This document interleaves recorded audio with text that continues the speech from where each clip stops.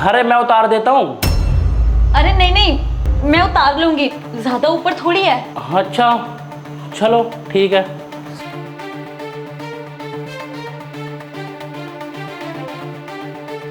अरे श्वेता तुम क्या कर रही हो ये?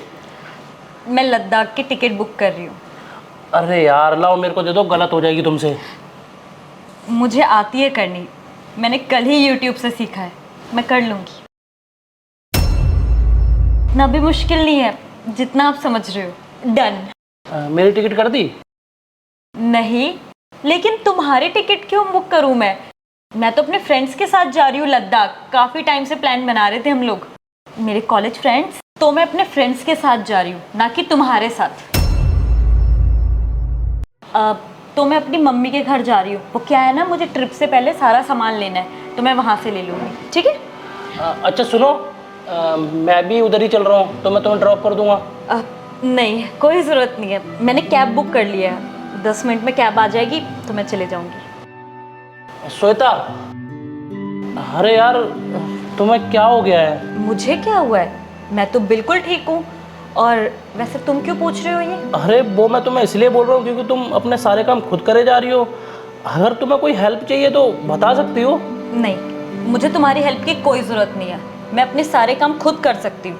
और हाँ, तुमने ही तो मुझसे कहा था कि अपने काम खुद किया करो, मैं तुम्हारा नौकर नहीं हूँ। तो बस मैं तो तुम्हारी बात ही मान रही हूँ। सरजेश, फ्लाइट की टिकट बुक कर दो। अगले महीने मौसी जी के घर जाना है ना, उनकी बेटी की शादी है। मैं क्या कह रही थी कि अगर अभी से टिकट बुक करके रखेंगे ना, तो हमें अपनी मनपसंद की सीट भी मिल जाएगी और टिकट भी सस्ती मिल जाएगी, क्योंकि बाद में तो टिकट मिलना मुश्किल हो जाता है ना। श्वेता तुम्हें दिख रहा है ना कि मैं काम कर रहा हूँ, और ऐसे क्या 2 मिनट में टिकट बुक हो जाती है क्या? खुद तो कुछ आता ही नहीं है और दूसरों से जल्दी काम चाहिए, खुद नहीं सीखना कुछ। अरे तो मैंने तुम्हें ये नहीं बोला था कि तुम अपनी मन मर्जी चलाओ। तुम बदल गई हो श्वेता। नहीं, मैं तो नहीं बदली, मैं तो पहले जैसी ही हूँ। तुमने ही मुझे उस नज़रिए से नहीं देखा, और तुमने कभी ध्यान भी नहीं दिया कि मेरी श्वेता कैसी है। ऐसा भी नहीं है कि मैं तुम पे डिपेंडेंट हूँ, मैं तुम पे डिपेंडेंट होना चाहती हूँ। मुझे अच्छा लगता है कि तुम छोटी छोटी चीज़ों में मेरी मदद करते हो। और सरजेश, ऐसा भी नहीं है कि मैं रसोई का काम खुद नहीं कर सकती, जैसे जार उतारना, टिकट बुक करना, ये सारे काम तो मुझे आते हैं। और तुमसे मिलने से पहले मैं खुद ही अपने काम करती थी। पता है सरजेश, एक पत्नी को बहुत अच्छा लगता है जब उसका पति उसकी छोटी छोटी चीज़ों में मदद करता है और उसकी सारी ज़रूरतों को पूरा करता है और उसके साथ टाइम स्पेंड करता है। और मुझे तो यही लगता था कि तुम्हें भी ये सारी चीज़ें अच्छी लगेंगी कि मैं तुम पर डिपेंड हूँ और छोटी छोटी चीज़ों में तुमसे हेल्प मांग रही हूँ। तुम्हारे बिना मैं कुछ नहीं कर सकती। और मुझे तो यही लगता था कि तुम्हें भी ये चीज़ें अच्छी लगेंगी कि मैं तुम पे डिपेंडेंट रहूँगी, तुम्हारी हेल्प मांगूंगी, तुम्हें लगेगा कि मुझे तुम्हारी ज़रूरत है। लेकिन तुमने क्या किया? तुमने तो मुझे गलत ही समझ लिया, और तुम्हें लगा कि मैं कुछ नहीं कर सकती, किसी काम की नहीं हूँ, इसीलिए मैं तुम्हारी हेल्प मांगती हूँ, इसीलिए मैं तुम पे डिपेंडेंट रहती हूँ, इसीलिए तुम्हें मेरी चीज़ें बुरी लगने लगी। और सरजेश, तुम्हें क्या लगा मैं तुम्हें नौकर समझ रही हूँ? नहीं सरजेश, मैं तो सिर्फ तुम्हारा प्यार पाना चाहती थी ताकि तुम्हारे साथ क्वालिटी टाइम स्पेंड कर सकूं। और याद है तुम्हें, उस दिन तुमने मेरी मम्मी के घर पे मुझे क्या बोला था जब मैंने तुमसे कहा था कि घर जाने के लिए कैब बुक कर दो? तो तुमने सबके सामने मेरी बेइज्जती कर दी और कहा कि तुम्हें खुद कुछ नहीं आता क्या? तुम्हारे छोटे बड़े हर काम मैं करता हूँ, मैं तुम्हारा नौकर नहीं हूँ। मुझे कितना बुरा लगा था उस टाइम, और उसी दिन से मैंने सोच लिया था कि मैं तुमसे अपना कोई भी काम नहीं करवाऊंगी, अपने सारे काम खुद करूंगी, फिर वो चाहे मुझसे हो या ना हो।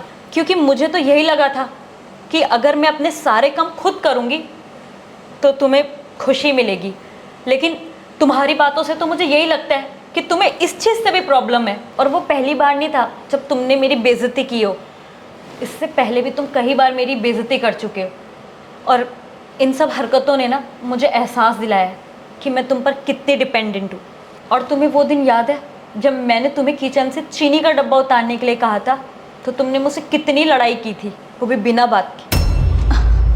सरजेश, सरजेश इधर आना तो ज़रा।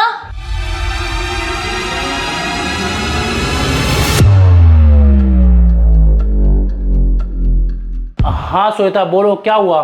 देखो ना, मुझे तुम्हारे लिए चाय बनानी है और मुझसे है कि चीनी का जार ही नहीं उतर रहा। अरे यार, अब इतने छोटे छोटे कामों के लिए तुम मुझे बुलाओगे क्या?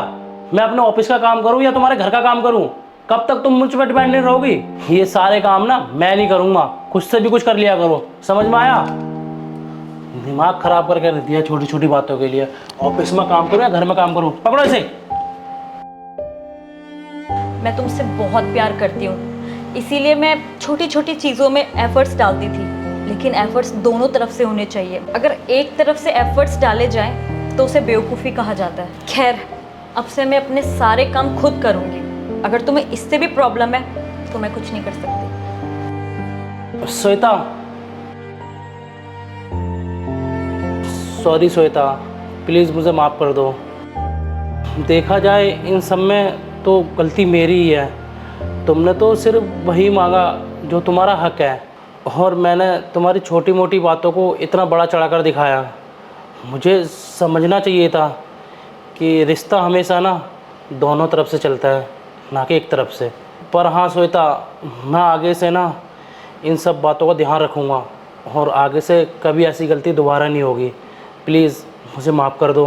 ओके, लेकिन आज के बाद आप मुझे कभी नीचा मत दिखाना, क्योंकि मैं जो भी कुछ करती हूँ ना अपने लिए नहीं करती, हमारे लिए करती हूँ।